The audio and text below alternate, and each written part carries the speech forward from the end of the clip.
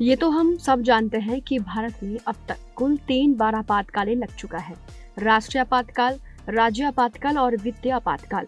लेकिन शायद आप में से कम लोगों को इसकी जानकारी होगी कि एक बार मशहूर सिंगर किशोर कुमार को भी इस आपातकाल का शिकार होना पड़ा था। आज हम आपको इस वीडियो में बताएंगे आखिर ऐसी क्या दुश्मनी हो गई थी किशोर कुमार और कांग्रेस के बीच कि ऑल इंडिया रेडियो पर किशोर कुमार के गाने को बैन कर दिया गया। बॉलीवुड के दिग्गज गायक और अभिनेता किशोर कुमार की आवाज के फैंस आज भी मौजूद हैं। उनके हिट गाने की बात करें तो प्यार दीवाना होता है, तेरे बिना जिंदगी से, मेरे सपनों की रानी, रूप तेरा मस्ताना आज भी लोगों की जुबान पर रहते हैं। लेकिन किशोर कुमार ने महज 58 साल की उम्र में ही इस दुनिया को अलविदा कह दिया था। लेकिन आज हम बताएंगे एक बार इस बेहतरीन आवाज पर बैन क्यों लगा था। किशोर कुमार का निधन 13 अक्टूबर 1987 को मुंबई में हुआ था। उनको गुजरे आज काफी साल हो गए हैं, लेकिन उनके गाने अक्सर हर जगह सुनने को मिलते हैं। उनकी मधुर आवाज के उस वक्त भी लाखों फैंस दीवाने थे और आज भी वैसे ही दीवाने हैं। लेकिन एक वक्त ऐसा भी आया जब सुरों के सरताज किशोर कुमार के गाने पर बैन लगा दिया गया।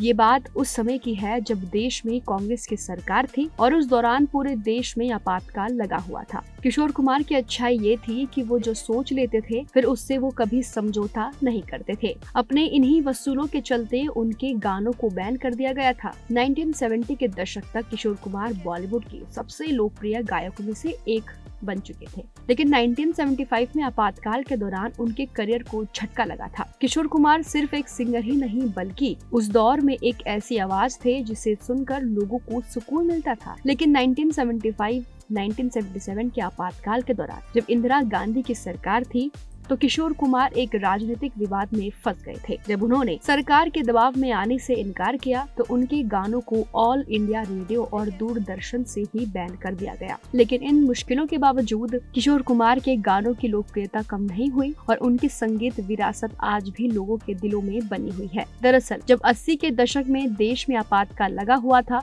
और सभी पत्रकार, नेता, सामाजिक कार्यकर्ता को जेल में बंद कर दिया गया था तो उस समय देश की पूर्व प्रधानमंत्री इंदिरा गांधी ने इस निर्णय को सही साबित के लिए और जनता तक संदेश पहुंचाने के लिए बॉलीवुड सितारों की मदद मांगी थी, जिनमें से कुछ सितारों ने सरकार की मदद भी की। लेकिन उस समय किशोर कुमार एक ऐसे सिंगर थे जिन्होंने सरकार की मदद नहीं की बल्कि सच्चाई दिखाने की कोशिश की। बता दें कि उस वक्त किशोर कुमार की आवाज घर घर गूंजती थी।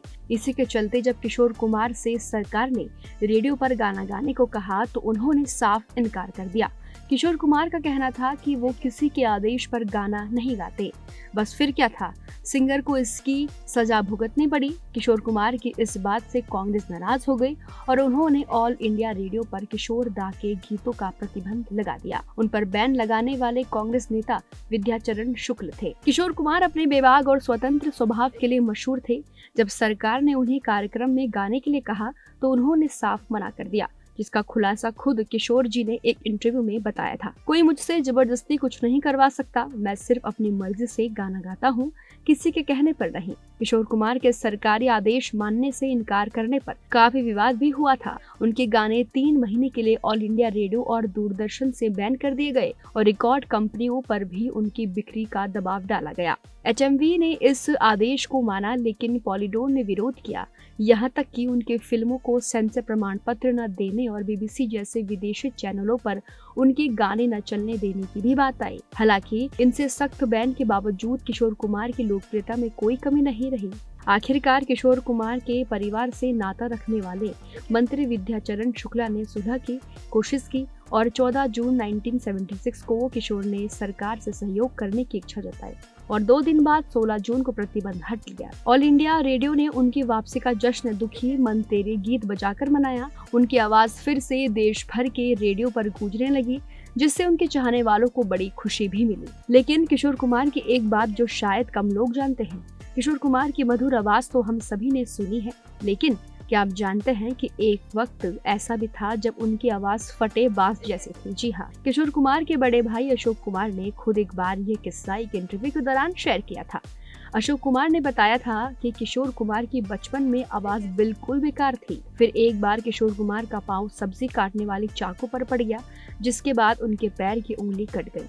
किशोर कुमार की जिंदगी में हुए इस हादसे ने उन्हें एक स्टार बना दिया। जी हाँ, सुनने में अजीब है लेकिन ये बात सच है कि इस चोट पर जब डॉक्टर ने तमाम इलाज करे लेकिन फिर भी किशोर कुमार का ये चोट ठीक नहीं हो रहा था, तब वो रात भर रोते रहते। कई दिनों तक लगातार जोर जोर से रोने के कारण किशोर कुमार आज एक जाने माने सिंगर बन गए हैं। फिलहाल आज की वीडियो में सिर्फ इतना ही और ऐसे ही वीडियोस को देखने के लिए आप बस देखते रहिए TNP एक्सप्लोर।